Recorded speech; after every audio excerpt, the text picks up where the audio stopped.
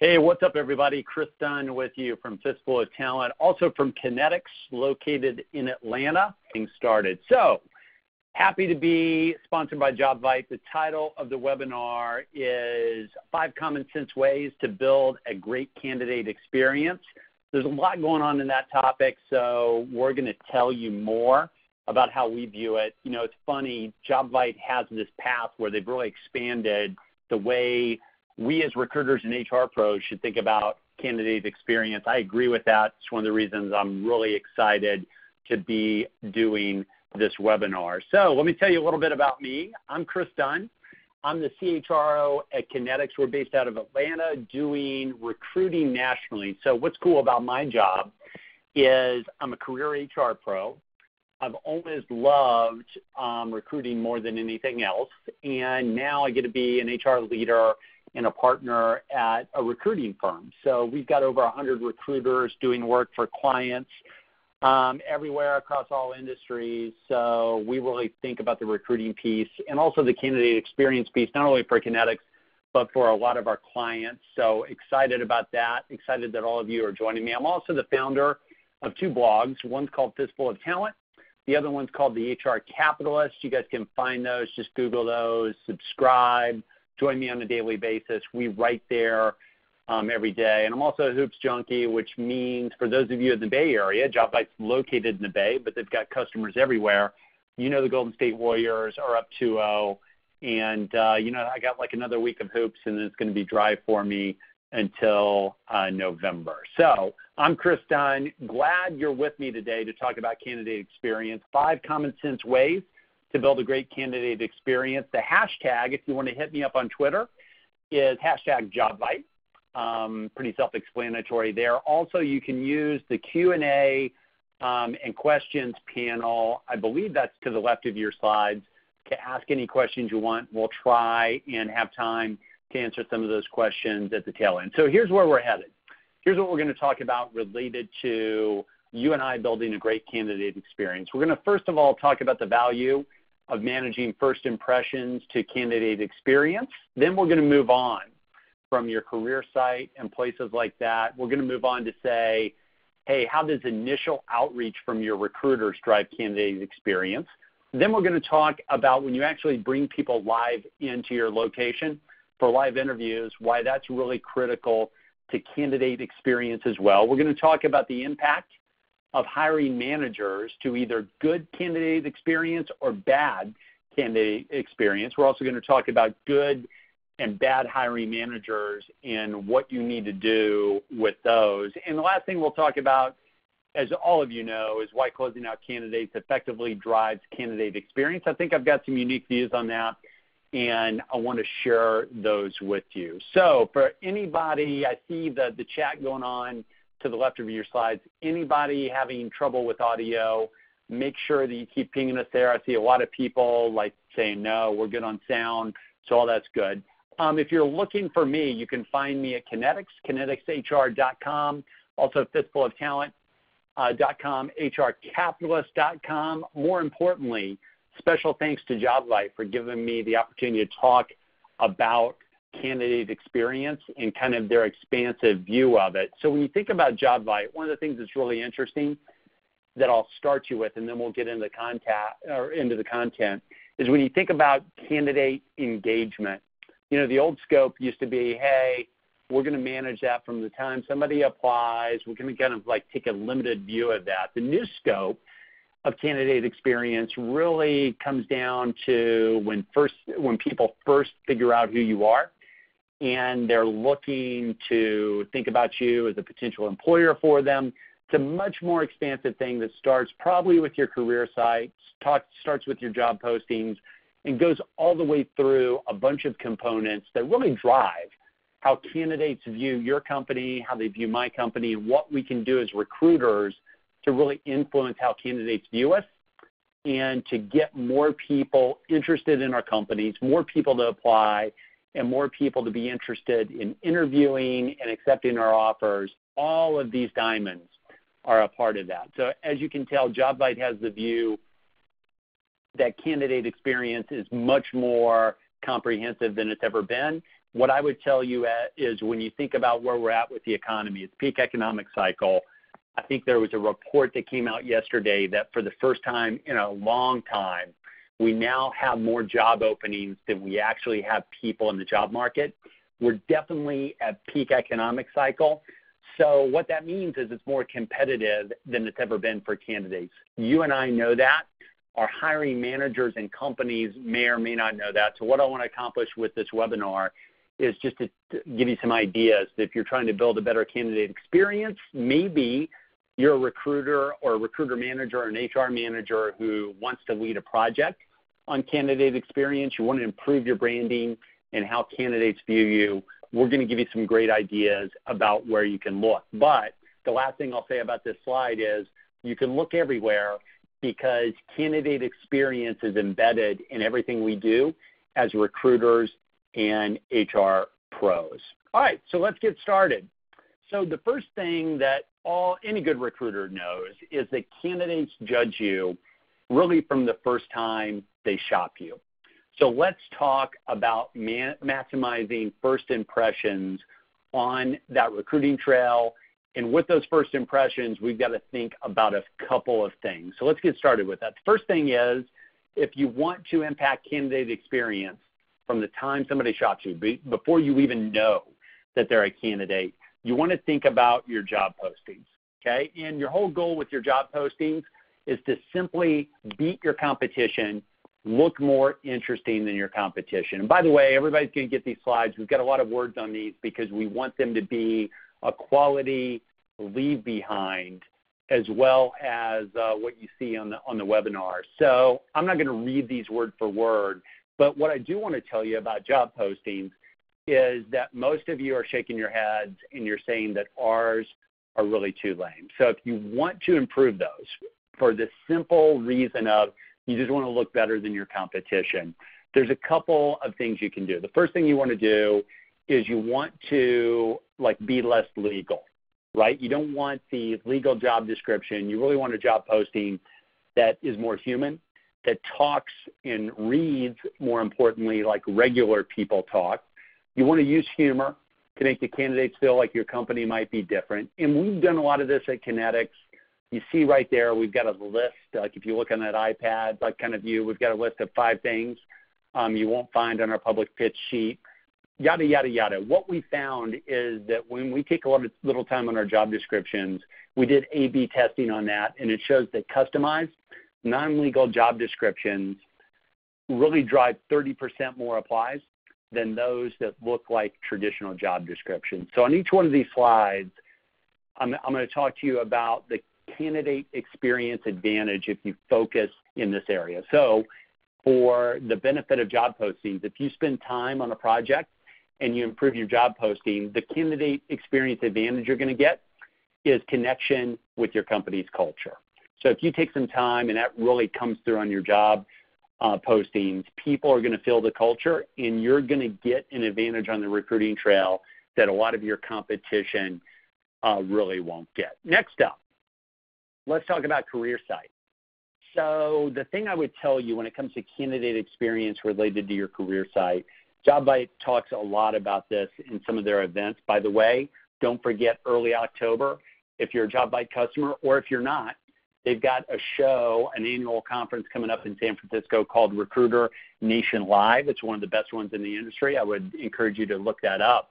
One of the things that they'll focus on at that conference is career sites are really changing. Candidate experience on career sites is really changing as well. So the first thing I want to tell you is that stock art is dead. So if you've got a picture on your career site, I'm giving you 2 pictures there, okay? Top picture, bottom picture. If you've got stock art on your website that looks like the people inside the top picture, what I would tell you is they look fabulous. They're perfect in every way. What I would tell you is the guy at the bottom with kind of the frumpy type of polo, it doesn't match the green logo in the background, that's like a real person. So what we know through our work with a lot of different recruiting clients working on the career site is that showing real people and telling their stories really creates transparency and authenticity that doesn't exist on every career site. So you want to tell the story of a day in the life. You want to give people ideas about what it's like to work with you. Don't have time to go into it today, but that's really called employer value proposition, or EVP. You want to tell them some of the challenges of working for your company in your environment. So the best career sites do all of those things. They also follow content marketing strategies where they're continuously updated and they're telling new stories. If you do all that, then the advantage you have from a candidate experience perspective is your candidates feel like they know what it's like to work with you and who they would be working with. They feel like they know it. Candidates can spot phony stuff a mile away. They're really looking for people who look like them. So if you take your time and you show real people and you tell their stories, the advantage is that they feel like they've got an understanding of what your culture is before they've even applied, and that is super important in today's really kind of competitive environment. So let's talk next. A lot of you are shaking your head at this. Let's talk next about applying for your jobs. When you think about candidate experience, the other place you can think about is your application process. And this has been talked about a lot with people who talk about candidate experience. Spend a lot of time on the application process, so I'm kind of going to breeze through this. But if it's more than 10 minutes, you probably have failed. And I say that with the understanding of, I know some of that's legal driven, but as I say in the slide, come on, you want to do things like enable LinkedIn Apply, where it'll just scrape the stuff and automatically let people build a profile based on their LinkedIn profile. Now, if you find yourself at your company, like being able to be nimble on a job application, much easier for small employers than big employers. And what I would tell you is if you find yourself with a legal-driven application process online that's like 45 minutes long or even 20 minutes long, you probably want to consider a project to fight that a little bit. And a great place to look, if it's legal-driven, your legal department says you can't do it, and I could do a whole webinar on this, you probably want to think about what your definition of an applicant is from an EOC perspective. That's a choice, not necessarily a necessity about how you define what an applicant is. The bottom line is, if you skinny up your application process and make it easy to do business with you, that kind of predicts for candidates, you guessed it, that it would be easy to work with you. And that's ultimately what candidates want. So look at your job application process. A lot of people talking about that from a candidate experience perspective. So make sure you look at that. Next thing we would tell you to look at, Jobvite does a great job at delivering ATS messages, but what you put in that ATS messaging influences candidate experience. Your goal is to make them smile a little bit, okay? And what I would tell you, by the way, that's a fake just kind of message. That's actually from a candidate back to a company that declined them. It's supposed to be funny. You guys can read that while I go through this. But if you're like me, you know in your ATS, hopefully you're using Jobvite, but you know in your ATS that there's really 5 major ATS messages in your system. You know them.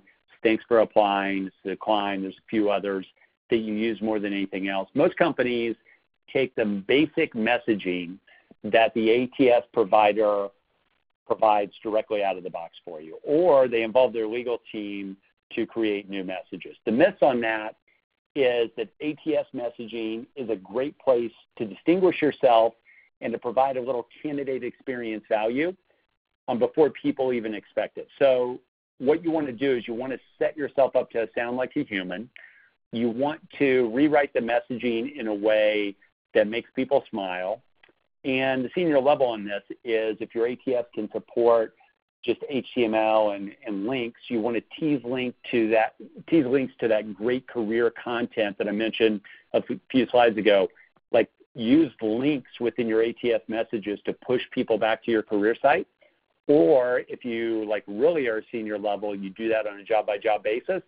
And you've got a bunch of different ATS messages to really cater to kind of the talent pools that you're after. Now, if you do this and you take the time to do this, the candidate experience advantage is that you're really working the rule of 7 in marketing. The rule of 7 in marketing says that you've got to hit somebody with a message about a value set features, benefits for any product, you've got to hit them 7 times before it will actually stick. So what you want to do from a candidate experience and why ATS messaging is important, you want to hit them with the fact that you're different, you sound different, you read different, you look different. You want to hit them with that as many times as you can. ATS messaging is a great place to do that. You're going to end up with drip campaigns that really reinforce the belief that you're a great place to work. Now, if there's one thing you kind of see with this is, we're kind of reinforcing the belief that I'm sure a lot of you have. You wouldn't be on this webinar if you didn't. We're really reinforcing the belief that recruiting is really morphing into marketing. And to be an effective recruiter, an effective brand manager for your employment brand, you've got to think more and more like a marketer, which is why we're hitting some of these things up front from a candidate experience perspective. The last thing I've got related to how people shop you from a candidate experience perspective before you even know they're a candidate is the topic of Glassdoor. Now, I know most of you hate Glassdoor. So as you see in the bullet point, check. Go ahead and hit me in the comments if you hate Glassdoor, just so I can smile at the fact that you're actually messaging me. Go ahead and tell me why you hate Glassdoor as well, because that will just warm my heart that you're out there battling as a recruiter. But here's the deal when it comes to candidate experience. So the review economy means that actually bad reviews mean less than they ever have, and they certainly mean less than you think. So candidates, because of this review economy, if you think about Hotwire, TripAdvisor, Yelp, we expect that people are going to review us in a variety of ways, okay? So candidates now expect a mix or balance of reviews, and they really discount the ranters. They're really looking for the balance reviews that say, hey, here's what I like, here were some challenges, et cetera, et cetera. So if you're an employer out there and you haven't done a lot, then what you need to do is you need to do some maintenance. You need to claim your free page from Glassdoor, which any of you can do on behalf of your companies. And then you need to respond to reviews like a sane person would. And all that means is you're out there saying, hey, for the ugly reviews, you're saying, hey, thanks for your feedback.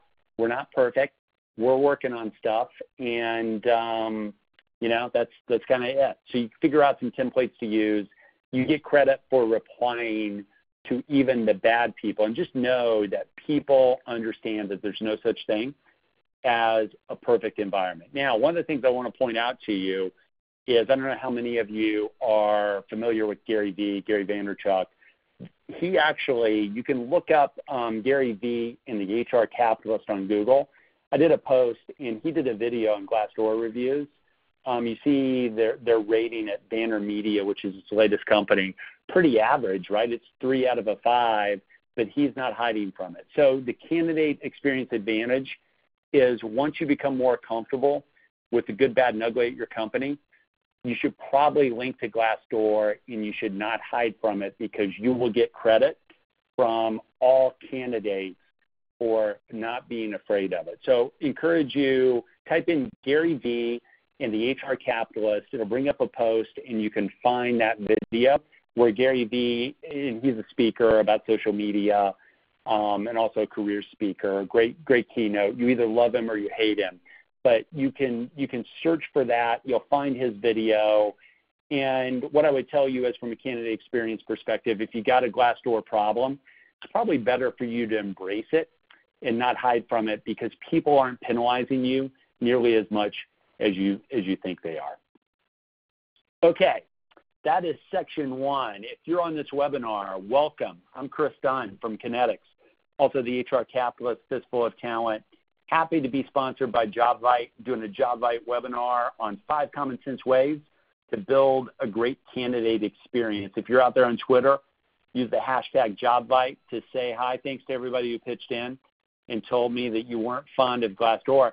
Hey, if you love Glassdoor, pipe in that way as well. I'd love to hear why. All good. All right, so we're getting ready to start our second little section of content here. Let's talk about the quality of the initial outreach that your recruiters do related to candidate experience. Now, out of the hundreds of you that are on this webinar, some of you are manager of recruiters, a lot of your individual recruiters, and you probably do a good job with it, but I've got to spend some time with this because, it's one thing for candidates to shop you. You did a great job with your job posting, your career site. They apply, and then they talk to one of your average recruiters, and it didn't go well. So let's talk about how recruiters, with that initial outreach, can actually impact candidate experience. So the first thing is energy versus transaction. So I would tell you I'm one of two owners at Kinetics, and I also get the chance to be the HR leader because that's my background and my history. There's nothing better that I love to be at Kinetics like 6 or 7 in the evening. A lot of people have filed out. We got some people doing maybe West Coast work, and I can hear people really clearly talking to candidates on the phone. So there's no easy way to say this. We've got a lot of great recruiters at Kinetics, but a bad recruiter with a lack of energy can really sap a lot of, credit you would get from a candidate experience perspective really before the game's even started. So that energy that I'm talking about when you or your recruiters pick up the phone is either present or not present in the following factors. First of all, passion for your company. Do they believe? Also, passion for putting the right person in the job. Are they actually excited about the search? And then finally, passion about who the candidate is and trying to connect them with the right next step in their career. What I would tell you is it's either there or it's not. And the question kind of becomes, is that nature or nurture? Is that something that people are naturally born with, or do they have to learn it as recruiters? I do believe that some people are born with it.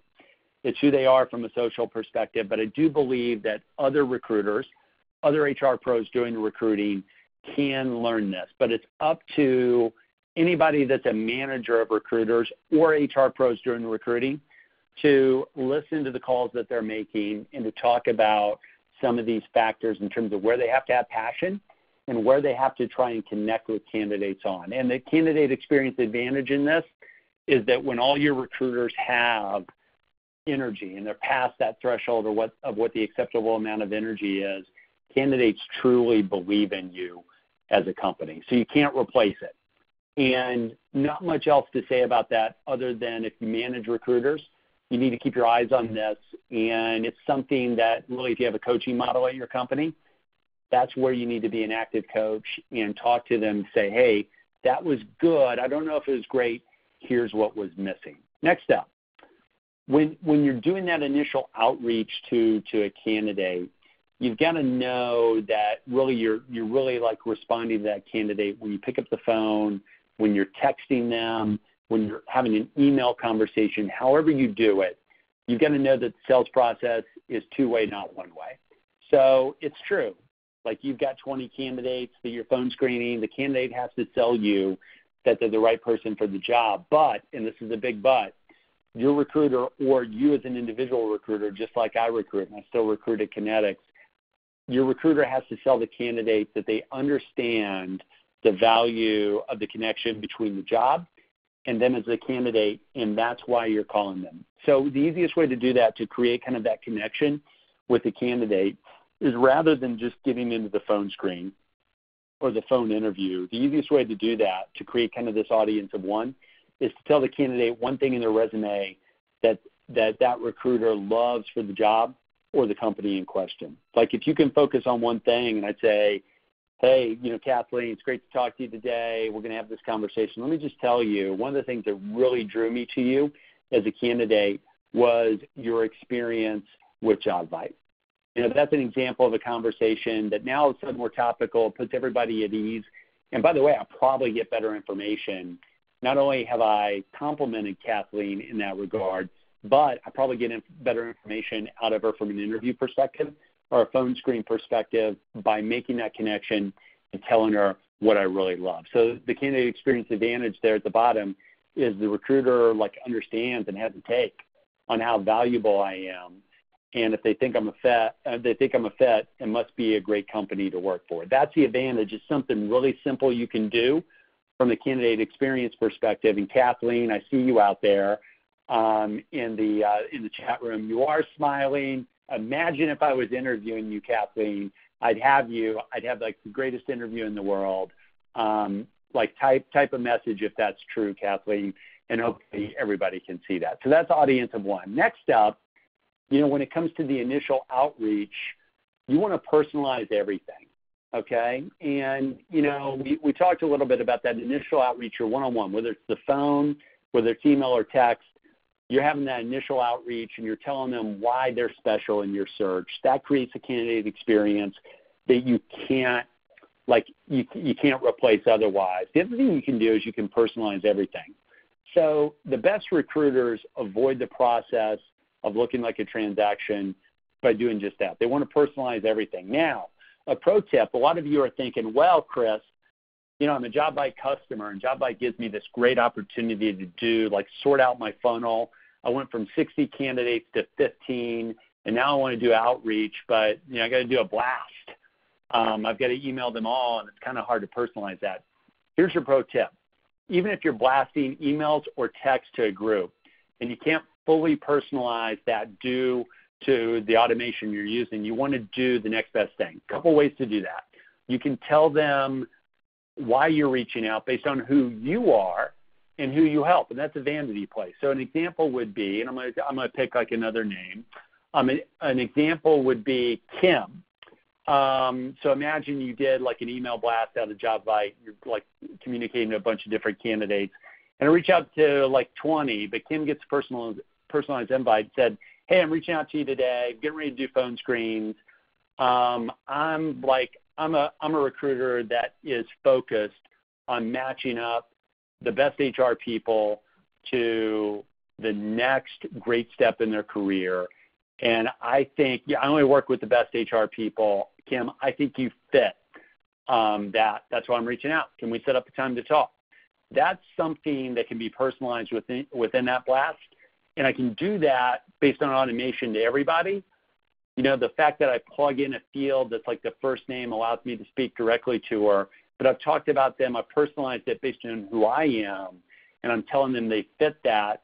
And that's a great way to personalize it, even if you're using automation. The candidate experience advantage in that is that even though you're using automation, you've personalized it in a way where the candidate still feels like they're part of a special group and that you're talking specifically to them. That's something you can't replace on the recruiter trail.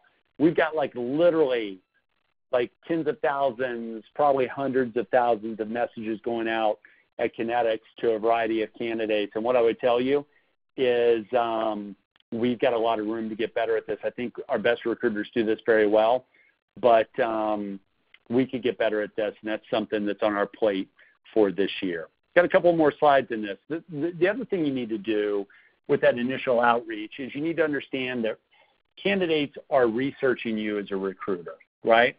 So my question to you is, what's the first thing a candidate does if they get a voicemail or an email from Chris Dunn at Kinetics about a job? Well, the first thing they're going to do is probably Google Kinetics, and then they're also going to Google Chris Dunn.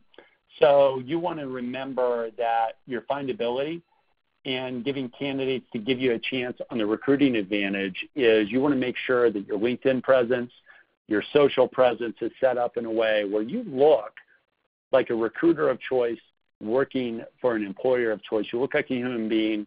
You look like someone who's passionate about what you do. Social is a great way to do that, as well as LinkedIn. LinkedIn's kind of a social tool now. The candidate experience advantage in that is you look like an agent for great candidates to get connected with your company. A couple of pro tips coming up is when we think about email and text, how to win.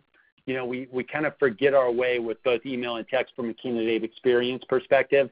On email, you want to be topical. You want to do that personalization that's not really personalization, like I just talked about in a couple slides ago. But in email, you want to be topical. You want to share info.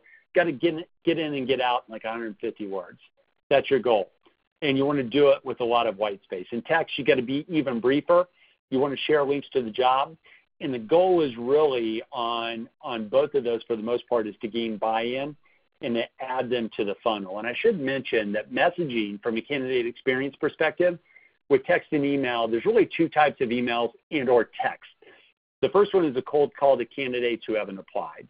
Okay, and what you're really trying to do there is call to action. You want them to be attracted to your company and also attracted to you as an agent or recruiter that can help them in their career.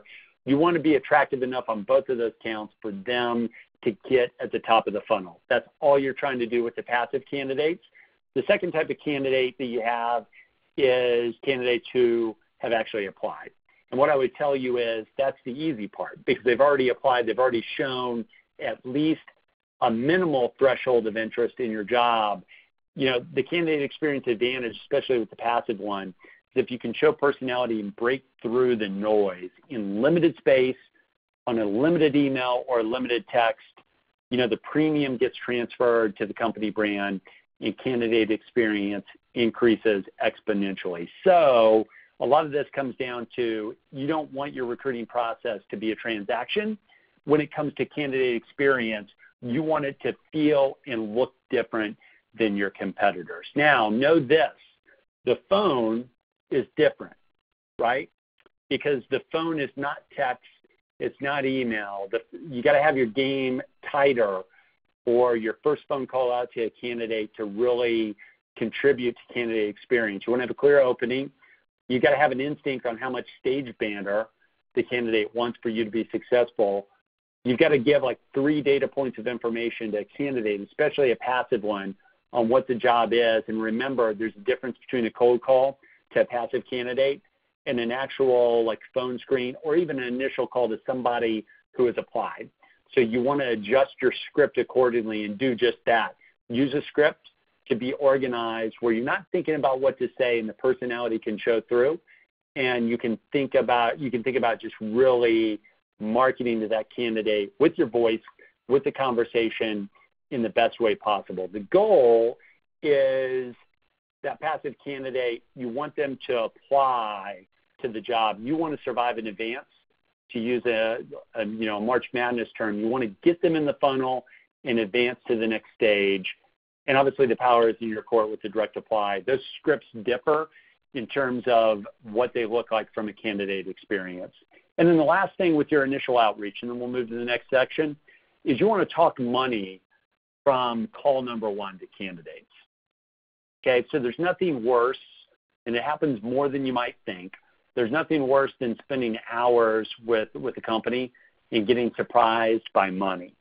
So you want to dance the dance of talking about money from the first call. If you really want the candidate experience to be maximized, you have to dance the money dance from the first call. Now, what I will tell you is words matter and laws are changing. So we now have some states where it is illegal or could be illegal to ask people what their current salary is. So what you have to do, and again, I can do a whole webinar on this, is you want to use framing of salary as your friend. You want to use ranges to gain buy-in. What I would tell you is you could use language like this. I could say, to pick out another name here, I could say, hey, Danielle, if we get to the end of the rainbow, this job is going to pay between 80 and 90,000. It's kind of the tight range we're going to pay the successful candidate that gets into this process. Danielle, if you like us and we like you and we get together on this thing and we make you that offer, is that an offer you can accept? That's a perfectly legal way to present money from call 1, and there's nothing worse from a candidate experience getting that offer out and having the candidate decline because you weren't boxing them in. So remember, from a candidate experience perspective, your advantage is that the candidate tension goes down when money questions are answered. Okay, so I'm Chris Dunn. You're listening to a Jobvite webinar, 5 common sense ways to build a great candidate experience. Hashtag on Jobvite if you're following us on Twitter. A lot of people active in the Q&A. If you've got questions for me, make sure they get out there. We're going to blow through these next 10 to 15 slides pretty quickly, and I'll save a little time for questions. So the next thing when it comes to candidate experience is that logistics really rule when you bring a candidate in live. And this is us talking about winning the live interview game and maximizing the impression that you make. First of all, let's say you go through your phone screens and you want to announce the interview, or you want to announce the fact that they've been selected to come in live for an interview, I say use the Post Malone strategy. I don't know if there's any Post Malone fans out there. Say congratulations. So when you call them, you really want to celebrate the fact that, hey, we had a lot of interest in this role. That's looking backwards. Can't wait to bring you in to talk to some folks because I think you're going to do great. That's looking forward. And then you simply want to set expectations on logistics, set the expectations for the time needed. A lot of you do good things on this. Answer any questions they have. And the candidate experience advantage to doing that, they feel like they've got an agent and a friend in the process. And that positive vibe, if you say congratulations and you look backward, you look forward a little bit, that positive vibe is not only going to be centered around you as a recruiter, but that candidate experience vibe is going to go to your company's brand. So you definitely want to do that. I bet a lot of you on this call are pretty good related to the value of scheduling in live interviews and the complexity that scheduling can do. So the big thing with the candidate experience here is you want to manage the details. This is an example, I'll just say, of 5 people's calendars on a given day. Okay, just imagine that it's that. You want to get all of your internal questions answered first about when people are available. And the goal with that, when you schedule a candidate to come in from a live perspective, the goal is to avoid rescheduling with candidates once the date and times are set and agreed to. And to do all that, you've got to be a detail freak, and you've really got to hammer on people internally before you go to, let's say, 3 to 5 people that you're bringing in for live interviews. You got to hammer with this picture of various Outlook calendars. You've got to find the gaps, and then you've really got to hammer on people that they've got to protect that. By the way, best practice, you want to send invites. I know that sounds like, elementary, but you want to send invites, and you want to get agreement on that they're not going to cancel that gap. And the candidate experience advantage is that the candidate will feel a higher type of service if you don't have to reschedule, and there's nothing worse from a candidate perspective, especially with the people who are employed currently, than having to reschedule because guess what? They probably took a sick day. Well, they didn't take a sick day, but they said they had a doctor's appointment, et cetera, and now they're going back to their boss and saying, well, it's actually changed. Funny thing happened, yada, yada, yada.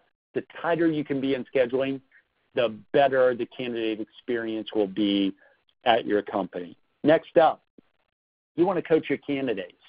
You want to give them coaching on how they can win in the interview process. You want to go ahead and set the expectation when it comes to the hiring manager. You want to tell them 2 things that they'll love and maybe 2 challenges about the hiring manager. So give them this mix of the good and the bad and maybe even the ugly, so they feel like they've got insider information. So you really want to create, that expectation of what they're going to see with the hiring manager. You also want to tell them about the team. Most of the interview processes you have, you're going to get people interviewing who will be peers to the person. You'll have this variety of interviewers on any interview day. So you want to give them a vibe for what the team feels like, and maybe the most important items to connect on with that team. Now, a question always comes up. You actually want to give them coaching on the interview methodology. So what I would tell you is I'm a big believer that you want to coach them about what to expect. You don't want to lead them too much. I only stop short of telling them what our interview methodology is. So if you are a behavioral interviewing shop, I would stop short of that. I wouldn't lie about it if they ask. Most candidates will not. They'll just prepare for a behavioral interview. But if you are forced to give them what the methodology is because they ask you directly, you want to give them the bare minimums because you still obviously want your hiring manager and everybody who interviews to have all the tools available to them. But if you coach your candidates a little bit along the guidelines of what I just gave you, the candidate experience advantage, as you see there at the bottom of the slide, is they're going to feel prepared to shine and prepared to connect. By the way, they're going to love you as a recruiter if you coach them a little bit without giving them an inside track, that actually decreases the effectiveness of the hiring manager, because you still work for the company, got to get the goods when somebody comes in to interview, but there's a happy medium that you can get to. You don't want to be a bump on a log and give them nothing, because then there's no connection and they feel like, maybe they're a transaction and they're on their own, which you most certainly from a candidate experience perspective do not want them to feel. So you guys can hit me in the chat room. How many of you have ever seen an episode of Fantasy Island? So I think that's Mr. Rourke in Tattoo. This is actually before my time, but it's a great reference. All right, I see it coming in. Some of you have seen it. Some of you love the show. I love it as well. So the candidate experience message here is when it comes to live interviews, you want to be the host or hostess with the most or mostess. And if you're at the location the candidate's coming to, you should meet with them when they arrive, and you should meet with them before they leave. It's like an extra touch. It's a concierge like service level that's super, super important. You're the marketer as a recruiter, and you're really like a real estate agent in that regard. For those of you that haven't seen Fantasy Island, think about a real estate agent. Like you're like schlepping people around in your car, you're showing them different things, but you're really managing the start and the finish of the process. The other thing is if candidates are there for 4 days, like checking in during the day to make sure that the people who are supposed to interview them are getting there, checking in with the candidate themselves, super important. You want this concierge service level to give you the candidate experience advantage that says, hey, this company has their stuff together. Like the logistics are unbelievable, right? Tom, Ed, Karen, they're doing like unbelievable things to make sure that I'm taken care of, and, you know, people are coming when they're supposed to come. It's like I'm seeing everybody I was supposed to see. I'm just really impressed because, trust me, it's not that way everywhere that they interview. So if you do all these things, it really says that the company values me, and there's nothing like that. And then the last thing I've got when it comes to live interviews is that you really want to follow up like an agent from a candidate experience perspective. So obviously, like debriefing is a big part of what we do as recruiters, both on the hiring manager side, but don't forget about the candidate side. So you want to get feedback from the hiring manager. And then once you have that, you want to call the candidate. And you really want to do it in that order. You're really looking for solid yes, no information from both sides. How are you feeling? How'd it go? You know, what's your interest level, et cetera, et cetera. You're also looking for info from both parties on what went well and what didn't. You can use that from the candidate side to improve the experience in the future. Also, just the fact that you asked, hey, what didn't you like about the interviews? What didn't you like about some of the people you met? It's just great information for you to have. And the fact that you actually asked them for their opinion will go just miles from a candidate experience perspective. And then you want to answer next steps in the process for the candidate. And you want to be as truthful as possible. And you want to tell the candidate no as early in the process as you can. The candidate experience advantage, if you do all this and you do it well, is the candidate will say, I know where I stand, and I heard personally from my recruiter in this company. And by the way, if I came in like for a live interview, I didn't get that message via text or email. I actually heard from the recruiter in question. All right, I'm Chris Dunn from Kinetics, Fistful of Talent, HR Capitalist. I've got you for about 13 more minutes. You're listening to a webinar brought to you by the good folks at Jobvite, 5 common sense ways to build a great candidate experience. If you're out there on Twitter, hit us at hashtag Jobvite. Got a lot of questions here, so I'm going to get through these next couple of brief sections, and then we're going to take some of these questions. So your hiring manager, let's talk about them. You kind of see my comment there. Meh. So let's talk about how you arm hiring managers with the ability to sell and not suck. And if they do suck, let's talk about how you minimize those people to maximize your candidate experience after the fact. So first of all, selling 101 for managers. Most managers aren't prepared to sell as part of the candidate experience in recruiting/interviewing process. So what I would tell you is our standard is that like 10 minutes at the minimum of a total of an hour interview should be dedicated to this. Most managers need your help to prepare for this. So I would give you 3 steps. If you could arm your hiring managers with these 3 things to talk about more of a salesperson than 90% of hiring managers are. Here's what I've got for you. Step 1, arm your managers with the ability to tell the candidate about how the role in question, to give them like information about the role beyond the job posting, and also have them tell the candidate how it's connected to your company's success. Step 2, arm that hiring manager with the ability to tell the candidate how people in this role on my team have gone on to bigger and better things. And step 3, let me personalize it and let me tell you what I like about you as a candidate. Straight up vanity play. You've got to tell people what you like about them as a candidate. The candidate experience advantage. If you can arm your hiring manager with those 3 things, candidate experience advantages, most hiring managers are way too stiff and formal.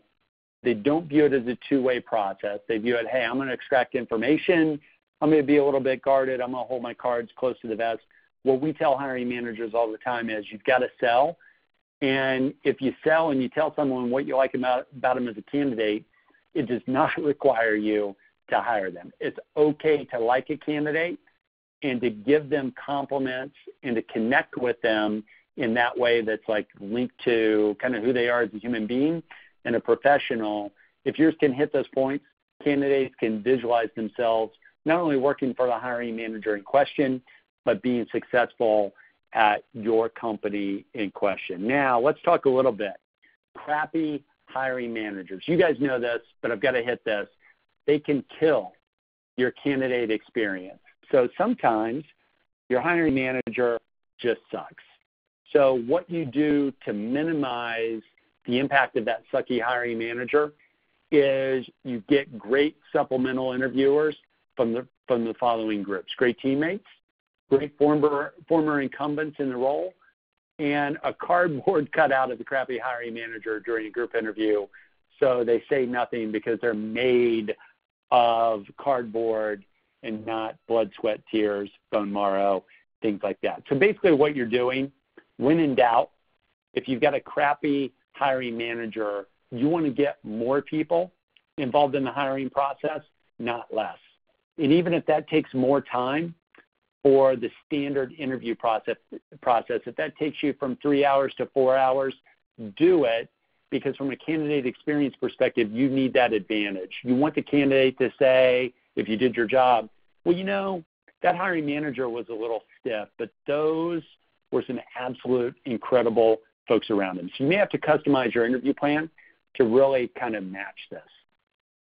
And last but not least, radical candor with candidates related to who they will work for. If you get down the road and you're going to make an offer to somebody, you can really enhance the candidate experience by telling the candidate the following two things people love about working for the manager in question, and maybe what the 2 biggest challenges are working for that manager. What I would tell you is that people who work for me, like one of my Achilles heels from a behavioral perspective is I'm low sensitivity, which the positive of that is people can give me feedback and I'll internalize it within about 15 seconds. I'm not much of a diva on feedback. The hard part about low sensitivity is unless your thing that's on your list is on my list, I'll deprioritize it all day long, and I sleep like a baby at night. So you want to give similar challenges of what it's like to work for that manager. And then don't forget about the company. You want to give them the good, bad, and the ugly about working for your company, both overall, for the functional area that they're going into, location specific, if it's different than the overall company, as well as a hiring manager. If you do that, you really get an advantage from a candidate experience perspective because you create transparency that leads to trust, which hopefully, and this is the whole key, if you do your job with that, you get decreased quick churn turnover, which means how many people leave you in the first 6 months because it was just a total miss from what they expected. All right, last section. I'm going to take a couple of questions. I'm Chris Stein, 5 common sense ways to build a great candidate experience, brought to you by the good folks at Jobvite. So the last thing I'll tell you from a candidate experience perspective is that coffee is for closers. So let's talk about how you close the final candidate and let the masses down easy. First of all, when it comes to the candidate that you really want to select, I got to ask you the question, are you closing on the first call? That means, are you talking about money, and are you progressively boxing them in on what the offer is going to look like, what the job environment is, et cetera, et cetera? Are you closing them on the first call? So when you actually get ready to make the offer, you've got a candidate who's already pre-closed, and as long as they don't get any surprises, they're highly likely to take your offer. Now, senior level stuff here, absolutely nothing in writing, no emails, limited text. You might want to tell them that an offer is coming, but nothing on paper, no paper offers until you've sold. So you don't want to put anything on paper and email it to someone until someone has spoken to the candidate in question. Now, who does the offer call to make the verbal offer? Is that a recruiter? Is that a hiring manager? I love for it to be hiring managers, but if your hiring manager can't sell, it's okay for it to be the recruiter. The call should celebrate the offer and get right to the heart of compensation details. You want to match up what you told them early in the process, what they agreed to, and what you're providing, then move to all the positive about working for the company, working in that job, working for the hiring managers, move to all those intangibles. The candidate experience advantage is this is a sales call before they've seen anything on paper. Remind them of the connection and all the value in the intangibles, the conversations you've had before, the success they're going to have. You really want to sell with that phone call before you show them anything on paper. Then you can follow up with the actual paper. Now, real quick, declining, it's not you, it's us. Repeat after me. It's okay to DQ or tell the candidate no via email if they have not talked to anyone at your company. So you can use Jobvite to send the automatic thanks but no thanks message.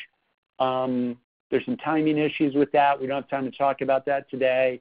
But you want to make sure that you've actually kind of given the sense that you reviewed it and contemplated it before you send the rejection. For anyone who came in to talk, you owe them a phone call. For best results, I would set up a 15-minute call to schedule the feedback with anybody that came in for a live interview process. You owe them a phone call, and if you've done your job developing a relationship, you're going to understand that person. It'll be an easier phone call than you think. The middle ground is phone screens. You do a phone call for people that you've talked to on the phone for a brief phone screen rather than a live interview. I'll leave all of that to you. A lot of that depends on your workload, but make sure that anybody that spends time coming in live gets a call and gets feedback based on that. The feedback loop, if you want an easy one, we loved you, but the candidate we selected had more, insert factor one and factor two. It can be as easy as that. And your candidate experience advantage is obviously we faced up to the task of giving them feedback, and we did it in a way that didn't cause our brand legal risk. So you all know the importance of that. All right, so key takeaways from this, and then we get into your questions. We've got about 5 minutes left. Key takeaways, if I had to box this in for you, I would say candidate experience is everyone's job. Great recruiters can transcend average company brands and candidate experience. So if your company's brand is less than stellar, you can overcome that as a recruiter.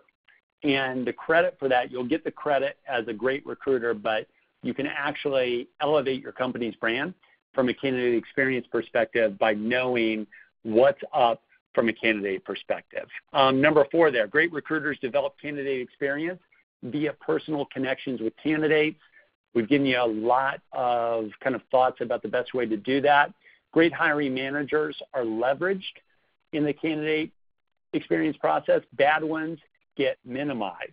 That's where we talked about shielding the bad managers and wrapping them with more interviewers around them, not less. And then finally, great recruiters develop positive connections with declined candidates, which generates strong candidate experience. Remember, for many of you, declined candidates are still your customers, and you want to make sure that you do that. All right, this webinar, I'm getting ready to go into Q&A, so stick with me for 3 or 4 minutes.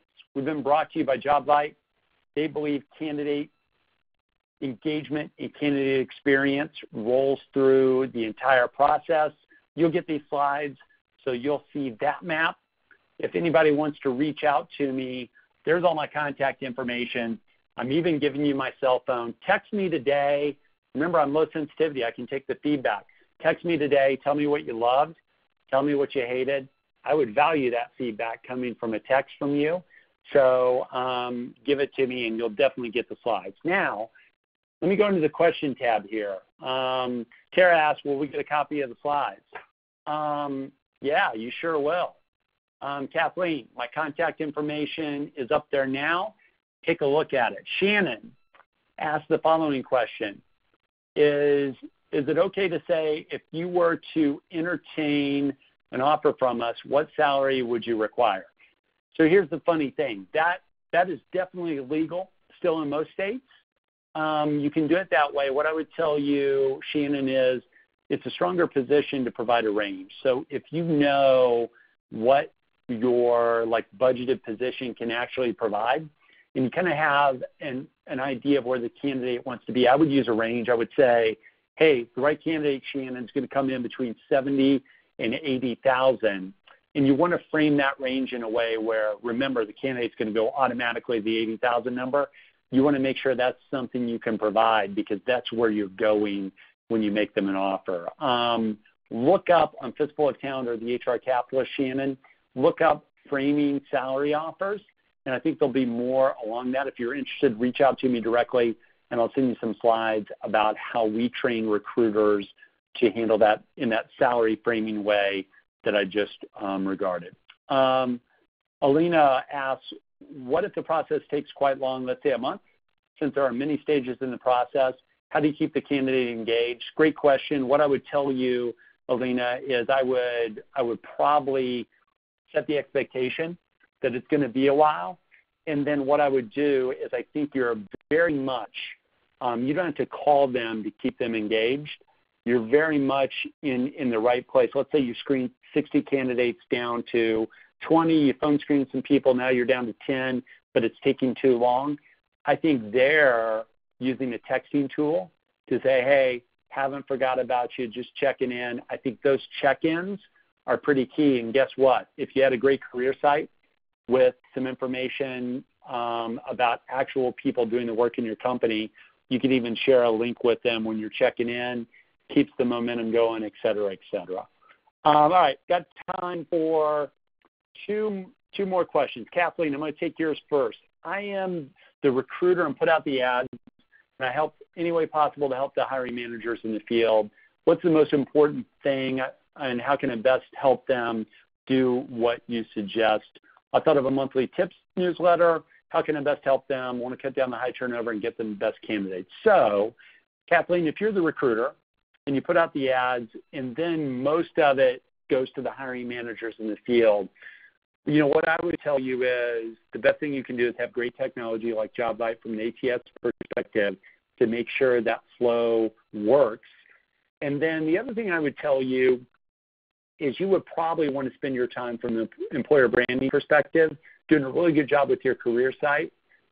So when you do send out that monthly newsletter, you can refer people back to your company's overall presence. And if that's not you, Kathleen, that's a project to really kind of take to your boss and say, hey, from a candidate experience perspective, we can't control everything that happens in the field, but we can handle this employer branding piece and really give a transparent, authentic look in the field. Last question I'm going to take, and then we're going to wrap it up for today. Janet asks, when coaching a candidate, Chris, what are some examples to mention related to challenges about the manager? Great question, Janet. You don't want to put yourself in legal jeopardy. I think what you can do is if the manager has a working style, meaning think about this. Some managers are very hands-off. Some managers are hands-on. Some managers are somewhere in the middle. For example, I'm pretty hands-off, but I love people just to flood me with FYIs via email. I won't even respond to them. I just like seeing the data trickle down the matrix, and it makes me much more informed over a big span of control. That's my working style. that's what I actually ask people for. I think giving candidates really exposure to a working style of a manager, which, by the way, could be viewed as positive or negative, is giving them an example of what it's like to work for the manager in a way that you almost never get in the recruiting process. Okay, a lot of you hung on. It's been a great hour. Love the engagement. Sorry we didn't have time for all the questions. We'll try and get some answers out on those. I'm Chris Dunn. This has been 5 Common Sense Ways to Build a Great Candidate Experience, brought to you by the stellar team at Jobvite. You see my contact information up there. Check me out at thehrcapitalist.com, fistfuloftalent.com. Check out kineticshr.com. We're proud of our brand there, proud of the work we're doing. You've got my email. You've got my phone number. One of the best things about kind of this part of my job, getting to speak to people like you, is I meet a bunch of incredible people. So if you wouldn't mind, if you're still on this, if you haven't already, look me up on LinkedIn, on that LinkedIn address, and connect with me. Send me a text. Say hi. We're all in the same boat together. We're trying to beat the competition in a peak economic cycle. And I'll say this as my final word. As recruiters, you and I both know that's harder than it looks. It's never been more competitive. I care about all of you from an HR and a recruiting perspective. And with that, I'm going to sign off for today. Special thanks to the good folks at Jobvite. Everyone that's hung around this long, thank you for your time today. Let's stay connected and have a great end to your week.